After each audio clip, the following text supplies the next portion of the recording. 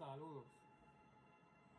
En esta ocasión hablaremos de la filosofía heraclítea o de Heráclito y utilizaré el libro de Rodolfo Mondolfo, ¿verdad? El libro que Mondolfo le dedicó, ¿verdad? En investigación a la filosofía de Heráclito. Bien, y vamos a centrarnos en el tema del logos y las oposiciones en la filosofía de Heráclito. Berch, un comentarista del que habla Mondolfo, asocia al problema de la interpretación del concepto heraclíteo del logos, es decir, del concepto de Heráclito, el concepto del logos que propone Heráclito, y de las relaciones que tiene este concepto con otros conceptos importantes en la doctrina de Heráclito. Asocia el problema de por qué Heráclito escoge la palabra logos en vez de otras, como por ejemplo epos en griego, ¿verdad? Berch hizo un examen, ¿verdad?, riguroso de la palabra logos y la palabra epos en griego. Hace un examen en la literatura griega desde los textos homéricos, los libros de Homero, los poemas, hasta Heráclito, y llega a la conclusión de que logos, ¿verdad?, es utilizada en raras ocasiones cuando se compara con el uso que tiene la palabra epos en la literatura griega. Es decir, epos es una palabra más utilizada, con mayor frecuencia, ¿verdad? Aparece con mayor frecuencia en la literatura griega. Y epos tiene un sentido, un significado mucho más elevado que logos en la literatura griega. Entonces, ¿por qué Heráclito en su doctrina prefiere, ¿verdad?, elige la palabra logos, cuando logos y epos en principio significan lo mismo, tienen el mismo significado, designan, ¿verdad?, la palabra humana, y la narración, el canto, etc. Se pueden utilizar ambas, aunque epos, repito, tiene un significado más elevado, ¿verdad? Berch sostiene que esta elección de Heráclito, ¿verdad?, que el que Heráclito se haya decidido por la palabra logos está en relación con la polémica que el filósofo de Éfeso, ¿verdad?, Heráclito, tiene contra la épica. Heráclito tiene, ¿verdad?, tiene una polémica, un problema con la épica, y por eso, en vez de utilizar epos, prefiere logos, utilizó logos. Y no solo utiliza logos, sino que en la filosofía de Heráclito hay él invierte los valores que tienen estas palabras, es decir, en cuanto a dignidad, ¿verdad? Para Heráclito va a elevar a una dignidad superior a la palabra logos, ¿verdad?, en comparación con epos, ¿verdad? Él la va a considerar más digna, ¿verdad? Es decir, Heráclito invierte la relación de valor entre los dos términos, elevando logos a la dignidad de palabra genuina, enunciadora de un contenido inteligente, y rebajando epos al significado del lenguaje expresivo del vulgo.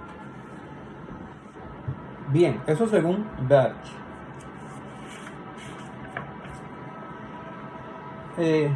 Calogero, otro especialista, ¿verdad?, ha sostenido que ese sentido despreciativo del término epos, de epos, ¿verdad?, se deriva épica, la palabra épica, ¿verdad? Epos, épica.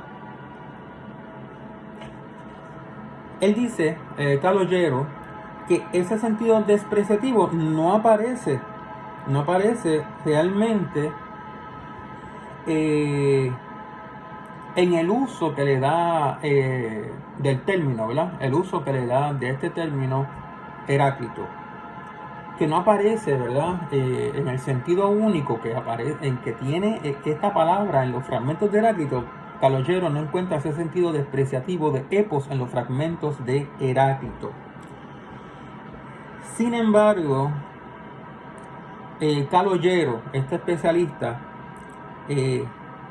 entiende que sí es cierto que el logos asume una dignidad especial cuando aparece como término técnico en dichos fragmentos, en los fragmentos de Heráclito, de la filosofía de Heráclito. Él reconoce que sí, ¿verdad? Que adquiere el término logos una dignidad especial, ¿verdad? El sentido especial, ese sentido especial atribuido al concepto de logos en la filosofía de Heráclito, puede reconocerse en el fragmento 1, en el 2 y en el 50, donde lo encuentra, ese sentido especial, lo encuentra otro especialista, Kirk, Kirk entiende que ahí está ese sentido especial técnico de esta palabra logos en la filosofía de Heráclito. Y también Kirk lo encuentra en el B72. En los otros fragmentos, ¿verdad? En otros fragmentos se encuentran los significados corrientes de la palabra logos en su época. En el logos en el sentido de palabra, logos en el sentido de relación, logos en el sentido de discurso, etc. Se pueden encontrar esos sentidos corrientes o esos significados corrientes de la palabra logos, los sentidos que tenía en esa época, en la época de Heráclito. Esos sentidos corrientes los vamos a encontrar en el B97, en el 108 y en el 39, ¿verdad? B97 en el 108 y en el 39. También en sentido de medida y proporción en el B31 y en el 115. Bien, repito, es indudable que en Heráclito logos aparece en ocasiones con un sentido especial y en otras ocasiones aparece con significados corrientes. Y ese sentido especial, ¿verdad?, es atribuido por Heráclito al logos en el 1, en el 2 y en el 50, en esos fragmentos, donde los encuentra Kirk, ese especialista, y también en el B72. Pero también hay otros significados de logos que son corrientes en esa época del lenguaje corriente, que no son los que la palabra los griegos la utilizan como estos significados corrientes en el lenguaje vulgar, que se pueden encontrar en el B97, en el 108 y en el 39. Bien, dejamos este tema hasta aquí. La pregunta es: ¿cuál es ese sentido especial, ese sentido técnico, ¿verdad?, del concepto logos en la filosofía de Heráclito? ¿Cuál es ese sentido especial, ¿verdad?, de la palabra logos, del término logos, en un sentido especial, ¿verdad?, que le ha dado Heráclito? De ese tema hablaremos en un próximo video,